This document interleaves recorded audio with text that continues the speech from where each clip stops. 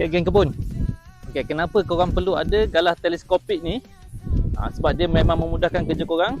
Dekat ujung ni dia ada pengepit dan gunting sekali. Kita kontrol daripada handle dia ni. Dia sangat ringan. Dia menggunakan material aluminium. Panjang asal dia ni lebih kurang 6 kaki. Kita boleh panjangkan sehingga lebih kurang 10 kaki. Ada galah ni memang memudahkan kerja korang lah. Kat kebun kan, kalau musim-musim buah tu, apa ni, kau boleh pegang dia. Kau lepas, baru dia jatuh. Dan gunting ni memang sangat tajam. Nampak ni.